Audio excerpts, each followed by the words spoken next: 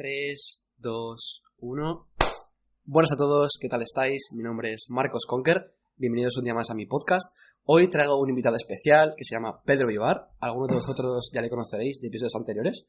Y bueno, hoy vamos a hablar sobre política de derecha, por qué fracasan. Así que antes de nada, Pedro, muchísimas gracias por aceptar la invitación. Bueno, de aquí, Marcos, agradecer que hoy presentes el programa y sobre todo pues que te hayas traído una réplica a uno de los podcasts más controvertidos que hemos traído aquí en Emotion Me, que es el de por qué fracasan las políticas de izquierda, que bueno, creo que lo hiciste desde un punto de vista más económico, de un punto de vista más material y no social. Así es. Y eso pues te trajo luego pues un poco unas cuantas respuestas de todo tipo. Sí, eso quería dejarlo claro. En el episodio anterior hablamos puramente de economía, de derecha económica e izquierda económica.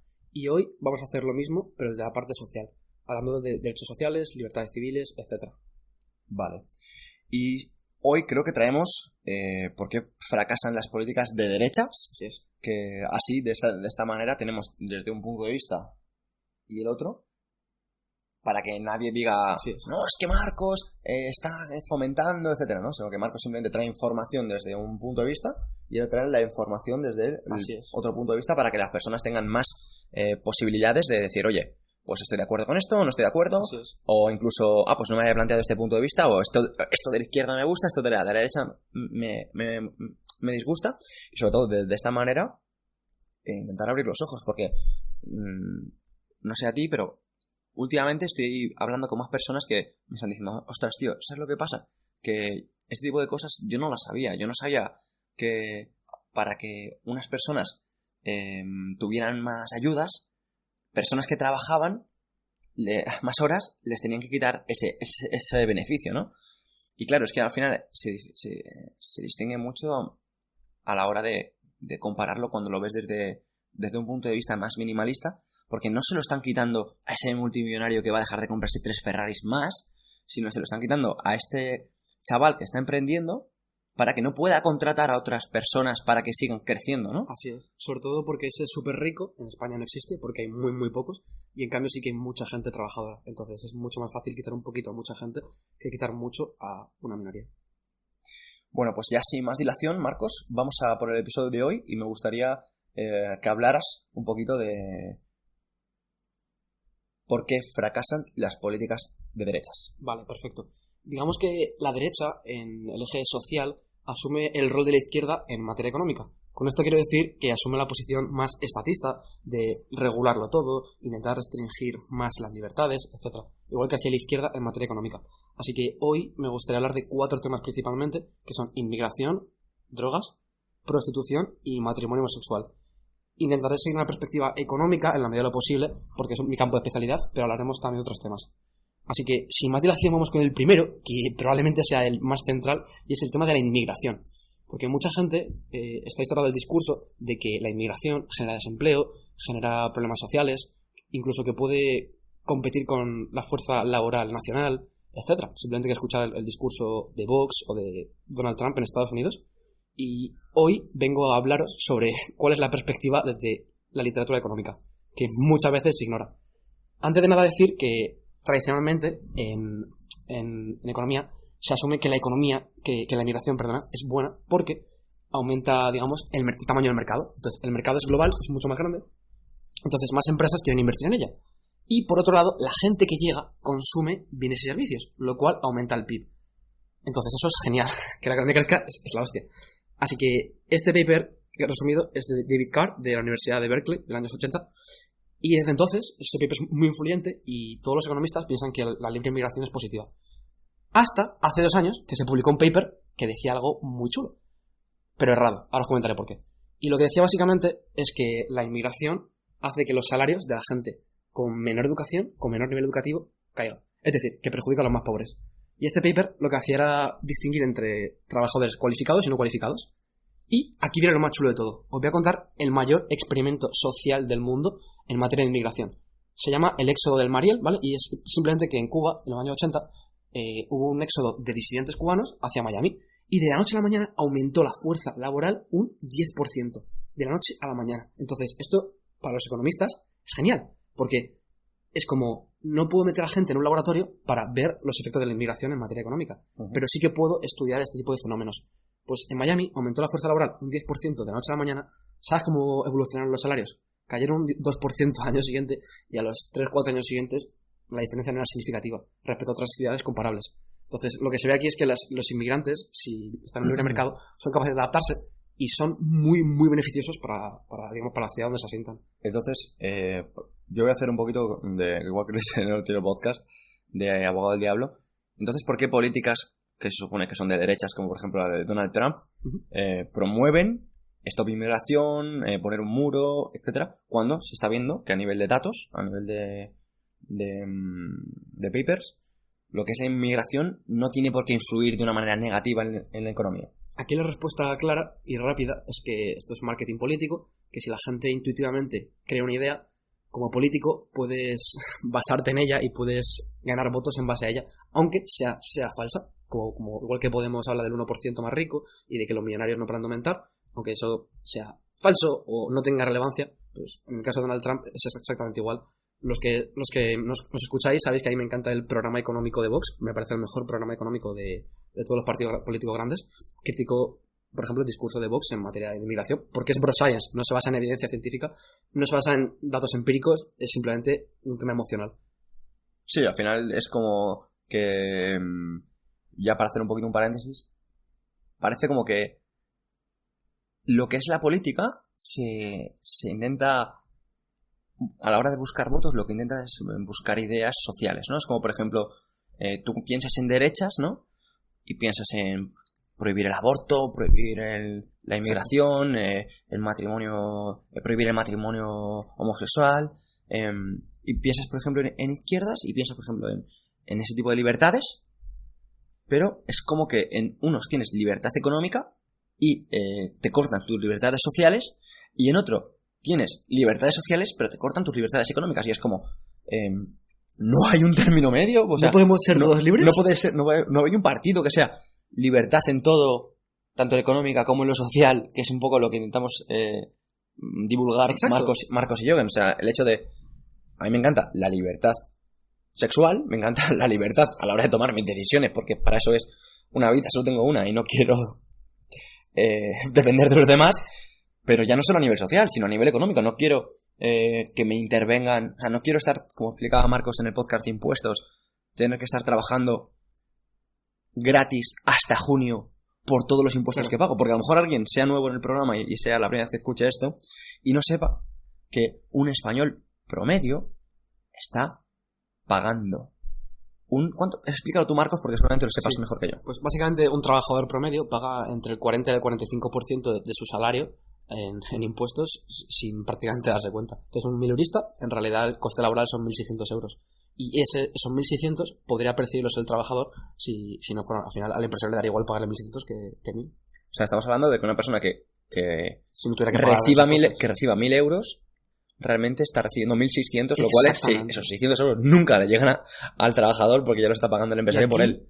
Aquí solo hablamos de cotizaciones sociales y de IRPF, pero ahí mete IVA, impuesto de patrimonio, impuesto de sucesiones, IBI, impuestos especiales, impuesto de la luz, etcétera, etcétera, etcétera. Sí, impuestos verdes, matriculaciones y todo el rollo, ¿no?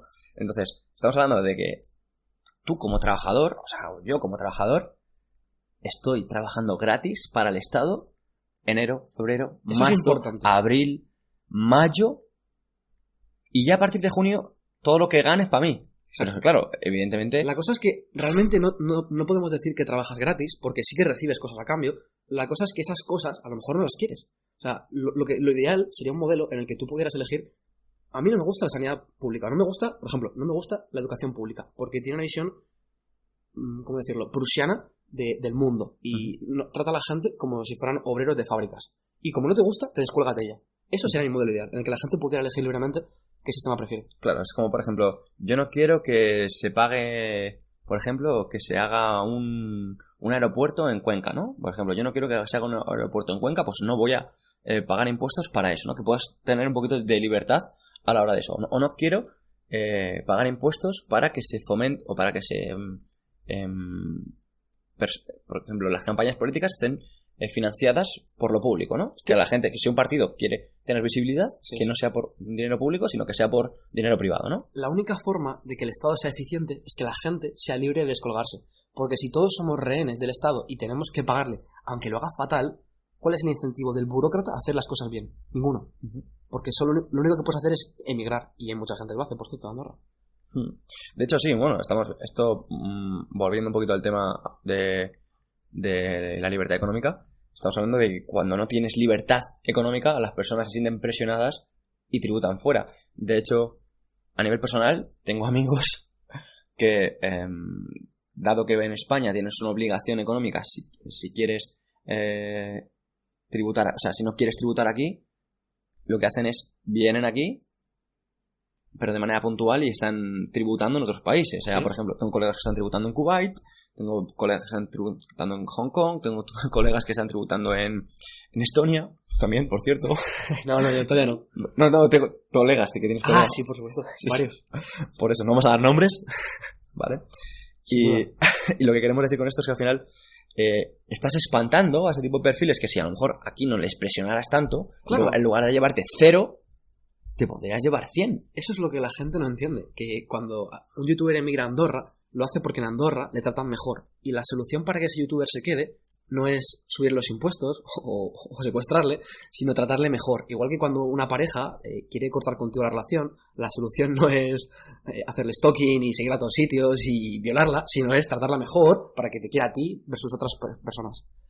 Bueno, pues ahora que hemos puntualizado un poquito los puntos a nivel de libertad, tanto económica como social. Sí, exactamente. Queremos básicamente quedarnos con lo mejor de la derecha y lo mejor de la izquierda. Probablemente lo mejor de la derecha tradicionalmente sea la materia económica y lo mejor de la izquierda sea la defensa de libertades civiles. Pero lo que estamos viendo, Marcos, antes de continuar, es un poquito la ignorancia que hay, o no ignorancia, sino a nivel de desinformación de cara a no saber establecer esas distinciones, ¿no? Porque las personas no saben muchas veces cuál es la diferencia entre un conservador, un liberal o un progresista, porque no saben que una persona puede ser conservador en unas cosas, liberales en otras, y al no haber alternativas políticas votar a partidos como, por ejemplo, con los que no tienen afinidades sociales, pero que claro, le están liberando más el espacio en el bolsillo. Así es. De hecho, a ver, el único partido que defiende abiertamente los postulados míos y Pedros en esta materia, o sea, que entienden las críticas a la izquierda y a la derecha, es el Partido Libertario, que creo que tiene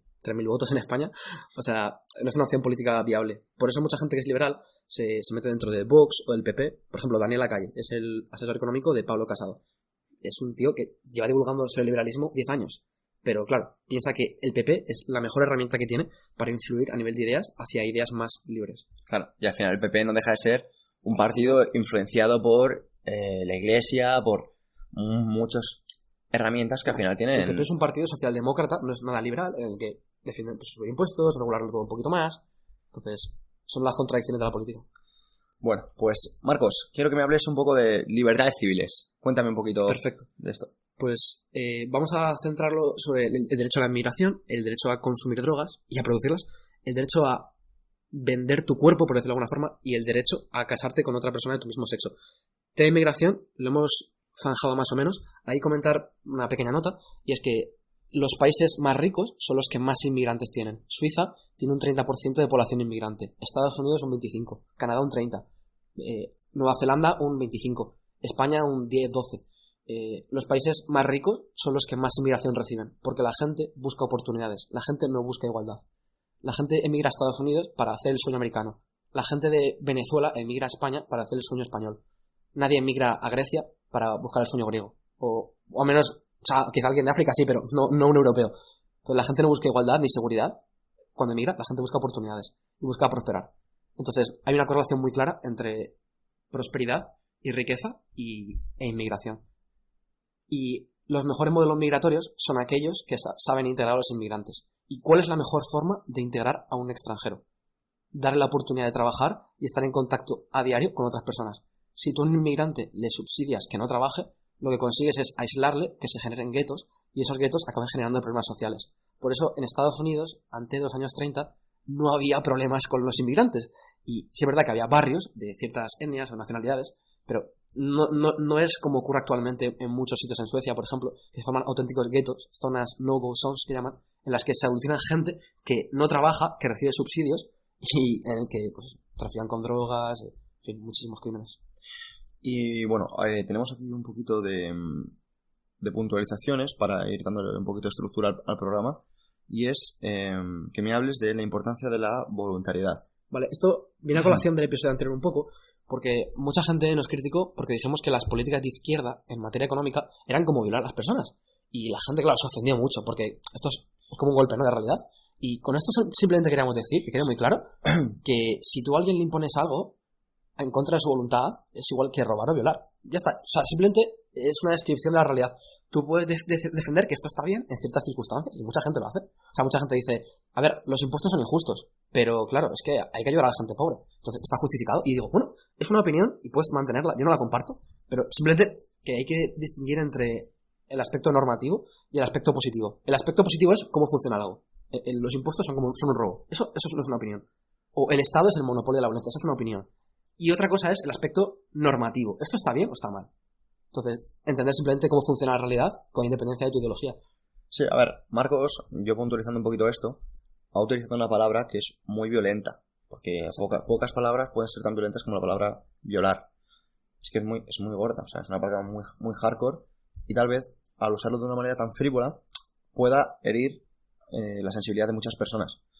Lo que no podemos negar es que Marcos ha utilizado una palabra que se corresponde con lo que sucede en el sentido de obligar a una persona a hacer algo en contra de su voluntad. Entonces, al hacerlo en una comparación más monetaria, más material y no algo más humano, más social, sí que estamos viendo que puede chocar, pero tal vez no haya encontrado una palabra que identifique lo que es hacer algo en contra de tu voluntad. Exactamente. Entonces, es el mejor ejemplo. A puntualizar un ¿Qué poquito. diferencia el sexo de la violación? La voluntariedad. O sea, ese es el único punto que queremos transmitir al fin y al cabo. No queremos hacer sentir a nadie mal, sino que simplemente es el mejor ejemplo para demostrar la importancia de que las cosas sean voluntarias y consentidas. Sobre todo porque solo sí es sí. Marcos quería poner un ejemplo que rompiera un poquito con la persona que esté escuchando esto y no le dejara indiferente, ¿no? De cara a que cuando escuche que está haciendo alguien algo en contra de su voluntad, diga, ostras, es que tal vez a lo mejor yo quiera decidir pagar estos impuestos para mejorar el sistema energético en España, que se utilice más energías renovables en lugar de, por ejemplo, fomentar por ejemplo las subvenciones al teatro o a ese tipo de eventos. No porque una cosa sea mejor con otra, sino porque al final encaja más con tus ideas. Entonces, cuando tú no puedes decidir hacia dónde van tus impuestos de manera voluntaria, al final no estás siendo igual de libre y no estás, digamos, siendo representado de una manera más real, ¿no? Al final, tú cuando produces o cuando quieres ayudar a la sociedad, lo que quieres hacer es intentar ayudar de la manera que tú crees que vas a ayudar mejor. Claro. Personas que dicen, prefiero que haya más árboles a que haya más actores, por poner un ejemplo, no, desde aquí no quiero posicionarme, ¿vale? Sino que en el sentido de dar un poquito de ejemplos visuales para la persona que lo esté escuchando. Marcos, pasamos al tema de las drogas. Vale, perfecto. Vale, pues la idea básica con el tema de las drogas es que cuando conviertes al proveedor de algo en un criminal, digamos que genera muchísima inseguridad y hace que el consumidor, si compra algo y está en mal estado, no puede ir a denunciar a nadie. Haces que la competencia entre los oferentes se base en el crimen, en matar, en secuestrar, lo cual pues es una locura. Y por supuesto dispara, esto es lo más importante, probablemente, dispara el precio de ese algo. O sea, si la marihuana se pudiera comprar y vender libremente en una tienda, su precio caería radicalmente. Me refiero a un mercado libre, no a un mercado hiperregulado, porque por supuesto puedes hacer que la marihuana sea muy cara si quieres metiendo impuestos. Entonces funcionaría mucho mejor en un libre mercado. Y de hecho, un poco por utilizar el método socrático aquí, te haría la siguiente pregunta. ¿Por qué fracasó la ley seca en Estados Unidos? La prohibición de venta y consumo de alcohol. Pues porque la gente va a hacerlo quieras o no quieras. Segundo, alguien que bebe alcohol y no conduce o sea, en su día a día y consume alcohol no está perjudicando a un tercero. Así que déjale hacer lo que quiera con su cuerpo. Pues con la marihuana es lo mismo, o con los esteroides, o con lo que tú quieras. Así que por un lado tenemos que la calidad del bien cae, que el precio aumenta, que aumentan los crímenes y encima el Estado no recauda por ello. O sea, es que son todo cosas negativas. O sea, como decía un profesor mío, se llama Jesús Huerta Soto, la prohibición de la droga destruye a la sociedad. Vale, pues mira, quiero poner un ejemplo que no son drogas, pero sí que es alcohol, sacando un poquito del tema, en algo que he vivido a nivel personal en Dubái, o en Kuwait, te puedo decir, y es que no están reguladas, ¿vale? O sea, no, lo que es el alcohol no lo puedes adquirir, por ejemplo, como en España o en Estados Unidos, sino que está muy reglado de cara a que sean ciertos hoteles, no todos tienen derecho a vender alcohol, y una cosa muy curiosa es porque las personas de más poder en estos países se lucran muchísimo siendo los que reciben la importación y la venta del alcohol. Entonces, ¿qué estamos hablando? Pues que en lugar de poder importarlo todo el mundo porque es algo legal, es algo que está muy, muy, muy intervenido. Entonces, no todo el mundo puede importar alcohol. Entonces, al estar muy intervenido, esos beneficios se quedan en una serie de familias, haciendo que una serie de familias se hagan muy ricas, que el alcohol sea más demandado, porque al final es algo más prohibido, más escaso, y lo que estamos consiguiendo lo que estamos haciendo es que, por ejemplo, en otros países, por ejemplo Holanda, o es incluso te podría decir que en España, al tener ese derecho a beber alcohol hace que la gente no esté tan sumergida, ¿no? Porque, por ejemplo, ¿qué ocurre en Mallorca? ¿Qué ocurre a veces en Ibiza? Pues te estamos viendo la cantidad de personas que al tenerlo prohibido en sus países vienen y se ponen ciegas. ¿Por qué? Por esa escasez, ¿no? En plan, ya que estoy aquí, me bebo todo lo que pueda, ¿no? Entonces, al final, lo que intentamos transmitir con esto es que la libertad genera normalidad y genera la no necesidad de tomarlo por esa escasez, porque al final son sesgos cognitivos, es la prohibición, exactamente, la prohibición, la urgencia, esto se desarrolla en psicología, o sea, esto no es una cosa que nos saquemos Marcos y yo de la chistera, y es que en Holanda el consumo de marihuana se despenalizó hace 10-15 años con el tema de los coffee shops, y el consumo de marihuana en Holanda ha caído. O sea, para que veas que hacer algo legal puede reducir su prevalencia.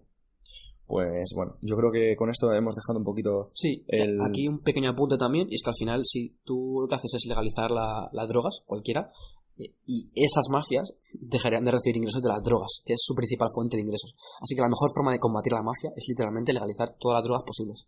Esto no quiere decir darle a la gente cocaína para desayunar, no. Quiere decir que si tú quieres hacerlo, puedes ir a un sitio seguro y comprarlo en condiciones seguras, igual que los esteroides.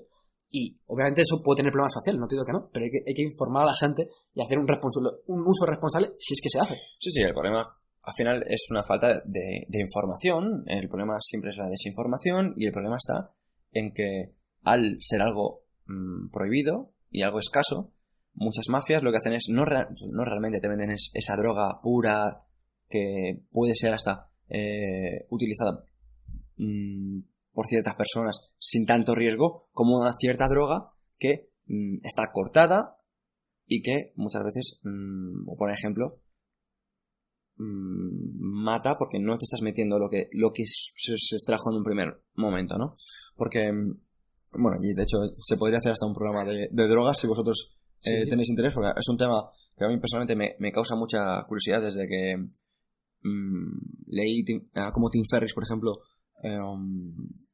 sentía tanto interés por los opiáceos y por las sustancias para mejorar el rendimiento y tanto a nivel físico como a nivel cognitivo, y me di cuenta de que la droga que le llega al chaval de la calle no es la droga que, por ejemplo, le llega a Tim Ferriss, ¿no? Y me di cuenta de que la diferencia estaba en que uno podía permitirse un dineral en drogas y otro no, y uno podía comprarla de una calidad y otro podía comprar lo que decían que era, ¿no? Y con los esteroides pasa lo mismo. Y al final, poniendo un poquito de punto en esto, a un médico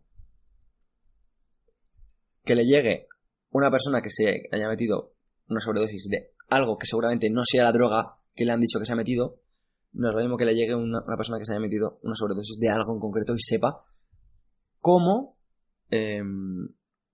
utilizar un antídoto para eso, ¿no? Porque al final, con información puedes contrarrestar esa droga, pero si no sabes realmente qué se está metiendo la gente porque no está arreglado, es un problema muy serio.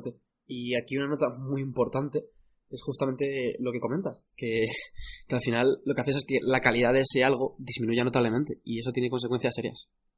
¿Eso es por qué? Porque al final lo que busca la gente es, ostras, si me llega, imagínate, me llegan 2 kilos, pues si lo mezclo con harina y azúcar, pues voy a tener 2,5 kilos. Entonces de esta manera pues gano 20.000 euros más. Exactamente. Pero en cambio si llega a una cantidad ingente, se produce cada vez más, lo que estamos sabiendo es que primero lo que llega a las calles es mejor. Y otra vez, porque al final habrá personas que digan, no, esta gente está favoreciendo que haya drogas en las calles. No, lo que queremos es que al final, si va a haber drogas, por lo menos que esas drogas sean lo que son. Sean lo que son. Y sobre todo, que no haya una mafia que se esté beneficiando, y ya que se beneficia alguien, que se beneficie, por ejemplo, el Estado, a través de unos impuestos para ese tipo de drogas. Igual que hoy por hoy se están beneficiando de otro tipo de drogas, como puede ser el alcohol o el tabaco. Lo que pasa que al final es el ser humano está muy condicionado por su ambiente, ¿no? Y si alguien tiene normalizado el alcohol y el tabaco, no le va a parecer dañino, y si alguien tiene muy normalizada la cocaína, no le va a parecer dañino. Nosotros no tenemos, en concreto Marcos y yo, normalizado ni la cocaína, ni el alcohol, ni el tabaco. Ahí quiere llegar. Ni Pedro ni yo defendemos el uso, ni siquiera de forma responsable, de ninguna droga en realidad, sino simplemente defendemos el derecho a. Esto es como decir que Pedro y yo creemos en el derecho a casarse con otras personas de tu mismo sexo, lo cual no quiere decir que yo sea homosexual. Entonces defiendo el derecho de otras personas a casarse con gays, con otras personas. Pues esto es igual, yo defiendo el derecho de otras personas a doparse en su casa libremente y de forma segura. No voy a hacerlo, ni quiero que mi hermano lo haga, ni mi padre, ni nadie. De hecho, justo es eso. Al final, nosotros lo que intentamos transmitir es que no se metan en nuestra vida, porque nosotros no nos metemos en la vida de nadie, ¿no? Entonces es como, ¿quieres meterte anabolizantes porque te van a hacer más feliz y etcétera? Hazlo, pero... Es libre y responsable. Pero ten en cuenta de las consecuencias. Porque al final, lo que estamos intentando transmitir con esto es que la gente lo hace porque tiene un sistema detrás que le respalda. Pero tú te meterías te pondrías hasta arriba de lo que sea, de alcohol, por ejemplo, si supieras que con un coma etílico no tienes detrás un sistema público que no tienes que pagar si te ocurre, porque al final, ¿qué sucedería, Marcos? Y esto es una pregunta que no solo la puede responder Marcos, sino tú que estás a través del directo de YouTube, o incluso si lo escuchas en diferido por iVoox o Spotify. Tú te beberías o te emborracharías sabiendo que asumes el coste de... Si tienes un coma etílico, te lo vas a pagar de tu bolsillo. O sea, te van a atender, pero luego al día siguiente te van a pasar una factura. Sí, te aseguro que tengo muchos colegas que tal vez te lo pensarían. Esto es uno de los problemas de las políticas de izquierda en materia económica, y es que tú cuando socializas pérdidas, lo que generas son incentivos a hacerlo mal.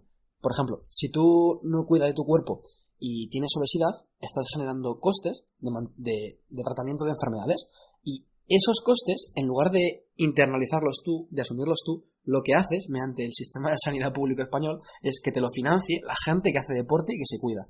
De nuevo, los incentivos importan y modelo de comportamiento humano. Y no entender esto es muy problemático. Por eso, incluso en los países con sanidad pública, por ejemplo en Japón, también, por ejemplo, si tienes obesidad, paga más impuestos. Porque intentan internalizar ese coste, intentan parchar el sistema. Y parchar el sistema es mucho mejor que pensar que es perfecto.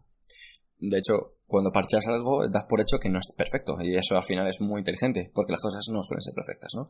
Y al final, vamos a dejar otra pregunta, también a ti que estás en YouTube escuchando. ¿Qué te parecería, por ejemplo, un sistema en el que si tienes un 30% de grasa, no te cubran ciertos problemas a nivel médico? ¿Fomentaría que la gente bajara del 30%? Seguramente habría muchas más personas con un 29,5% de grasa que personas a partir de un 30%. En Reino Unido, los fumadores creo que tienen o listas de espera mayores o están penalizados a nivel impositivo, lo cual es algo razonable. Si quieres que el sistema sea sostenible y que no incentive malos comportamientos, pues es lo que toca. De hecho, Marcos, nosotros ahora mismo no tenemos los datos sobre la mesa de la cantidad de comas etílicos que se tienen cada fin de semana en España, pero seguramente no sean pocos. Es decir, si ahora mismo hubiera, igual que por ejemplo se proponía un gasto de un determinado, o sea, por ejemplo, de cada vez que vas al médico, pagar 1 euro, ¿no? Para intentar que la gente no fuera todos los días para cualquier cosa.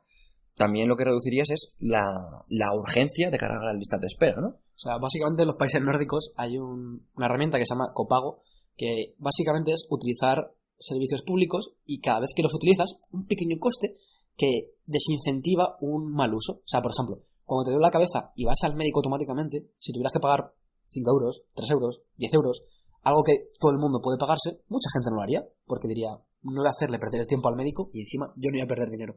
De esa forma, racionalizas los recursos públicos y los haces más eficientes.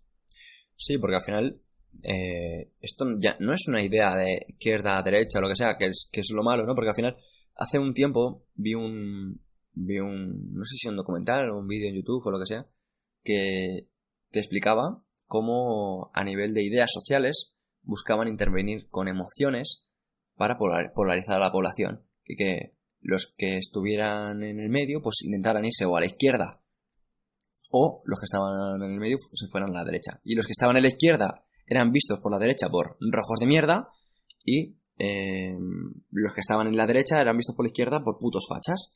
¿Qué ocurre? Que tú no quieres ser ni un rojo de mierda ni un puto facha.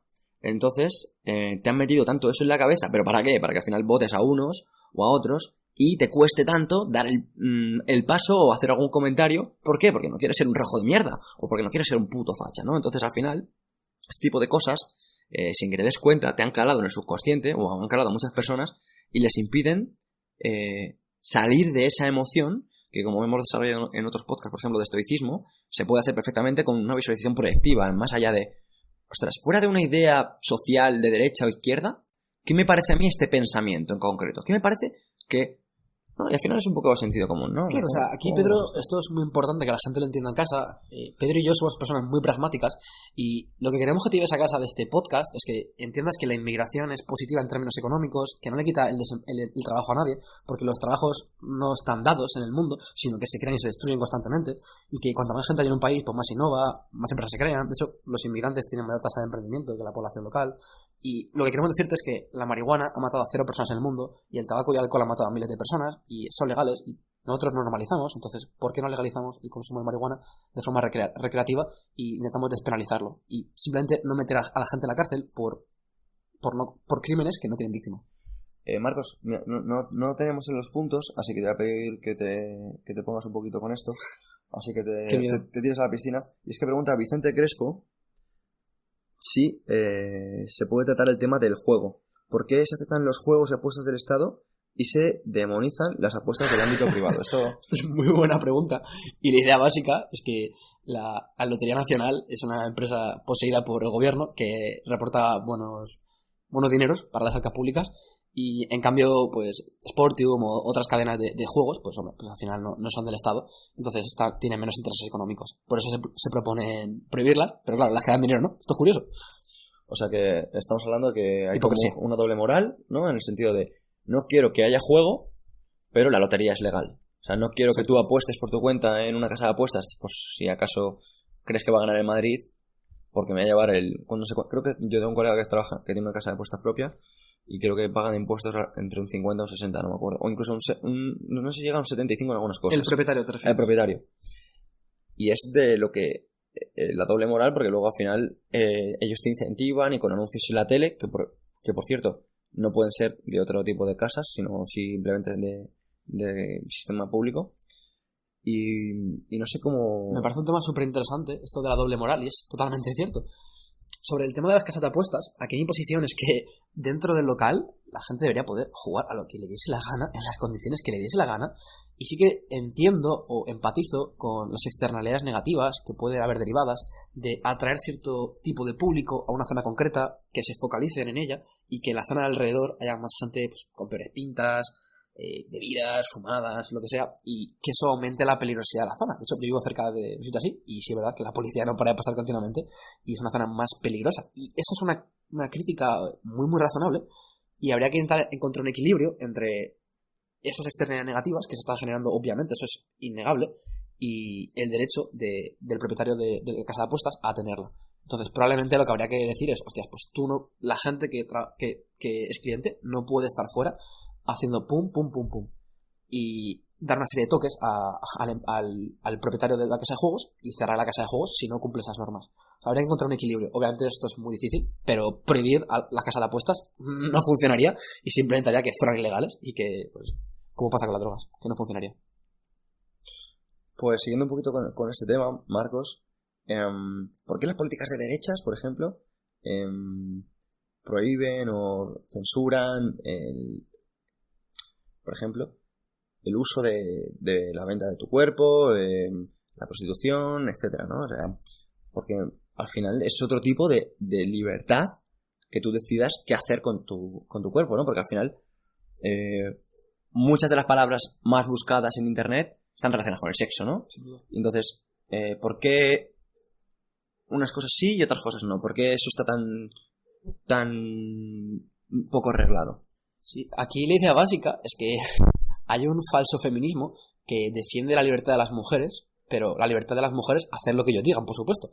Y yo me considero un feminista verdadero, de los que quieren que las mujeres puedan hacer lo que quieran con su cuerpo y que yo no soy quien para decirles qué tienen que hacer con él. Antes de nada, puntualizar que Pedro y yo vamos a hablar aquí hoy de prostitución libre, voluntaria, consentida.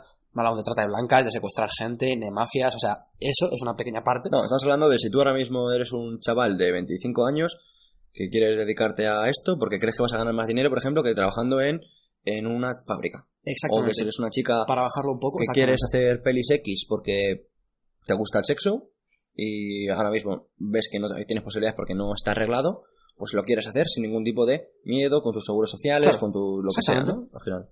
Quizá aquí la pregunta para la audiencia sería: ¿por qué consideras legítimo que una persona trabaje de 9 a 5 en un trabajo que odie, por ejemplo, trabajar en Mercadona de reponedor, versus ganar al mes 3.000 euros teniendo sexo con otras personas durante 3-4 horas al día? ¿Por qué consideras que deberíamos dejar a esa persona hacer cosas que no le gustan por dinero en el primer caso y en el segundo lo vemos una barbaridad? No sé, yo lo veo igual de ilícitos. Yo, por supuesto, no me prostituiría actualmente, ni me gustaría que otra gente cercana a mí o familiares o amigos lo hicieran, pero respetaré su derecho a ello y no quiero que el Estado se lo prohíba a nadie.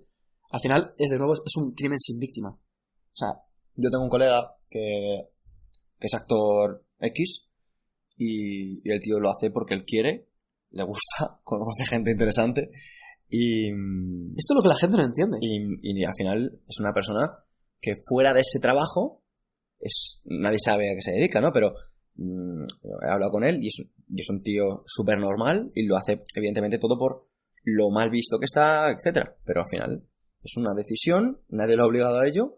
Igual que está mi colega haciendo eso, seguramente haya muchos chavales o muchas mujeres que quieran dedicarse a ello, pero al final por ese punto de vista social, ¿no? Igual que, por ejemplo, personas que a lo mejor consuman drogas, por ejemplo, como marihuana, etcétera, no lo dicen o no, cuando realmente lo hacen, pero...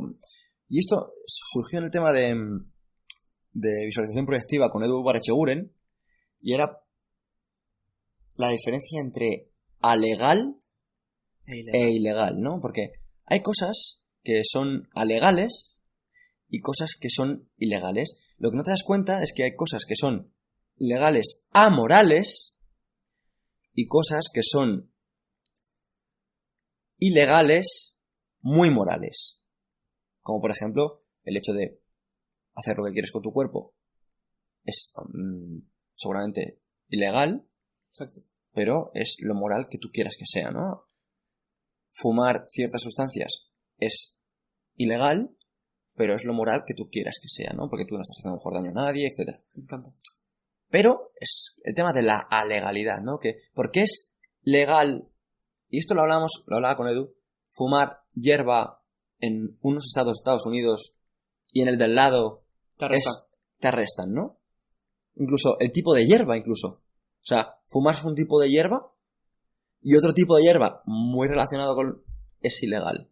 Como, no entiendo nada, ¿no? Y al final es una cuestión más de... Es incoherencia entre principios. Claro, es una cuestión más de casi monetaria, por el tema de los beneficios que te puedes llevar, que a nivel de beneficios de salud, de progreso humano... Me gusta mucho el razonamiento, al final es decir, creemos que la gente tiene derecho a consumir tabaco, aunque sea perjudicial para ellos, y que paguen el precio a nivel de salud. Joder, ¿y por qué no piensas lo mismo con la marihuana? ¿Por qué no piensas lo mismo con los esteroides? O sea, lo veo un tema de serio, de hipocresía pura y dura. Y es más, extendamos el argumento al mundo real. ¿por qué consideramos legítimo que la gente cene en el McDonald's todos los fines de semana? Lo cual es muy perjudicial para su salud a largo plazo. Y vemos mal que alguien fume un porro el sábado. O sea, tú beberlo mejor o peor, pero ¿por qué quieres prohibirlo a la gente? O sea, y sobre todo porque hay muy poca información de cara, por ejemplo, a este tipo de sustancias que dicen que no, que te estropean el cerebro, etcétera. Cuando de primera mano tengo amigos, ¿vale? A los personas son muy lúcidos que consumen ese tipo de sustancias y no tienen ningún tipo de problema porque no lo hacen de manera habitual, pero sí que lo hacen a lo mejor de manera puntual, ¿no? Y sí que de hecho me gustaría, yo por ejemplo en mi libro La felicidad es el problema, te desarrollo como figuras a las que la gente idealiza, como por ejemplo Freud, consumían por ejemplo cocaína. Personas como Stephen King escribieron ciertas obras bajo el influjo del LSD y ni siquiera recuerdan haberlas escrito. Vamos a ir un poco más allá. A ti, estoico, que seguro que estás escuchando, ¿no sabrías que Marco Aurelio consumía opio? Y al final... Y Goya. Exactamente, una serie Steve Jobs tomaba LSD. Exactamente, una serie de figuras que tomaban ciertas sustancias que les hacían pensar, incluso más reciente que todos estos, el señor George R.R. Martin, creador de los libros y la serie Juego de Tronos, es una persona que también consumía este tipo de opiáceos. Entonces, al final, estás tratando con el mismo rasero al chaval de la calle que está sin trabajo, etcétera, etcétera, que al multimillonario que por haber hecho eso en ciertas dosis concretas ha llegado a unos pensamientos que seguramente nadie más puede alcanzar, ¿no? Entonces, ¿por qué nos tenemos que meter tanto en la vida de los demás? Claro, aquí el mensaje para llevarte a casa, como conclusión un poco de este tema, de Pedro y mía, es que queremos a la derecha, fuera de nuestra cama, y a la izquierda, fuera de nuestra cartera. Quiero ser libre, sin condiciones. Quiero que la gente no se meta en mi vida sin que yo le dé permiso para ello. Y probablemente deseas eso para ti también. Entonces, entre todos, construyamos un proyecto a través del cual cada uno pueda vivir su vida libremente. Que suena muy bien, pero... y la gente te lo compra, pero cuando vas al terreno político concreto, la gente no lo ve tan claro. Pues mira, creo que ya que estamos con esto... Sí, te voy a hacer una pequeña... Sí, voy a apuntar lo que acabas de decir, de queremos a la derecha fuera de nuestra cama y a la izquierda fuera de nuestra Hay que hacer una camiseta con esa frase. Por favor, sí, por favor, me gusta. Y ya por bajarlo un poco el tema de la prostitución más al mundo real, vamos a hablar de Nevada, que es el único estado de Estados Unidos en el cual es legal que existan prostíbulos y en el que la prostituta media trabaja una semana al mes y cobra un salario de $100.000. Entonces, imaginemos que tú estás en contra de la prostitución legal, te preguntaría, ¿por qué consideras ilegítimo que una prostituta en el estado de Nevada gane $100.000 al mes trabajando una semana al mes? Probablemente mucha gente que está escuchando esto diría, ojalá yo pudiera ser prostituta en Nevada. ¿Por qué eso quieres prohibirlo por ley, mediante el Estado, mediante el uso de la fuerza? ¿Y por qué consideras que trabajar en Mercadona, si no te gusta, ganando 10 veces menos, es perfectamente lícito y el Estado no tiene que prohibirlo? Creo que es una incoherencia. Entonces te animaría a hacer esta pregunta y ver cómo puedes resolverla, y si nos quieres responder en los comentarios. Bueno, pues no sé si tenemos algún tipo de punto más. Creo que podemos hablar la parte final, ya cerrando con el tema de la cama. El matrimonio homosexual, ¿no? Seguimos un poquito con la derecha fuera de la cama. Exacto. Al final, yo estoy en contra del matrimonio heterosexual. Y con esto quiero decir que el Estado no tiene ninguna legitimidad para decirme con quién puedo casarme o no puedo casarme. Al final, el matrimonio es un contrato privado entre dos partes, libres, voluntario. Y que el Estado me diga con quién puedo casarme, pues es una barbaridad. Igual que el Estado te diga qué puedes aprender, qué no puedes aprender, si puedes ir al gimnasio o no. O sea, en un contrato entre dos partes en las que es un acuerdo libre, porque alguien tiene que meterse de por medio. Entonces yo estoy en contra del matrimonio heterosexual dirigido por el Estado, porque creo que cualquiera podría casarse con quien quiera. Y de hecho, lo triste es que ciertas posturas políticas se estén acercando al matrimonio homosexual simplemente por el beneficio económico, más allá de acercarse por ideas sociales, ¿no?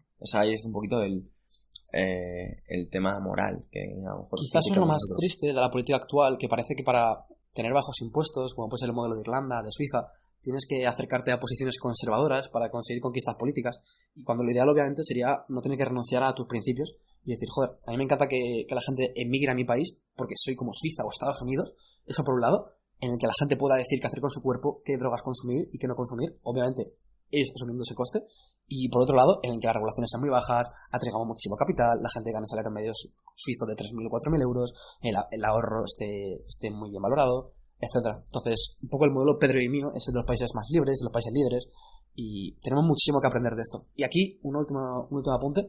Pedro y yo no queremos que pienses como nosotros. Pedro y yo queremos que, teniendo tus ideas, reflexiones tus posturas y las mejores. Y mi sueño no es que el PSOE pierda las elecciones. Mi sueño es que el PSOE abrace el cheque escolar y el cheque sanitario y quiera imitar a Suiza y a Suecia en este aspecto. De hecho, lo que intentamos transmitir aquí desde el programa es: piensa por ti mismo, elige tú y elige bien. No te dejes influir por las ideas de Marcos o las de Pedro, pero tampoco te dejes influir por las del partido de derechas de turno, el partido de izquierdas de turno, el partido de centro nuevo de turno, sino que al final digas, pues mira, es que me doy cuenta de que realmente nada de esto va conmigo y tal vez deberíamos buscar alternativas. Y en el momento que empieces a pensar de esta manera, seguramente te acerques más a una postura como la que estamos buscando Marcos. Exactamente. Y sobre todo, no piensas que Pedro y yo somos personas dogmáticas, que creemos que tenemos todas las respuestas, que somos unos sabelotodos, porque yo con Podemos estoy de acuerdo en muchas cosas, aunque no lo parezca. Por ejemplo, en legalizar la eutanasia, despenalizar ciertos consumos de drogas, como acabamos de defender, pero claro, en todo tema económico, hasta la gente más radical del partido creo que entiende que esas cosas no funcionan, que no funcionan en ningún sitio, y por intentarlo a la vez número 100, no van a funcionar de repente mágicamente. Bueno, espero que hasta aquí, si has llegado, tengas tu propia visión. Si no la quieres dejar en los comentarios, vamos, nosotros estamos encantados. Y si quieres proponer algún nuevo tema, como por ejemplo acabo de leer desde InfoAnemius, que pone: ¿qué planes de ahorro o a largo plazo recomiendas de cara a la insostenibilidad del sistema de pensiones? Bueno, pues si parece, cerramos aquí y abriremos un nuevo programa sobre esto. Perfecto, de hecho, si te parece, cortamos y grabamos un episodio entero sobre bolsa a nivel básico, sobre cómo ahorrar y cómo construir un patrimonio financiero. Venga, pues cortamos aquí y nos vemos en el próximo. Gracias.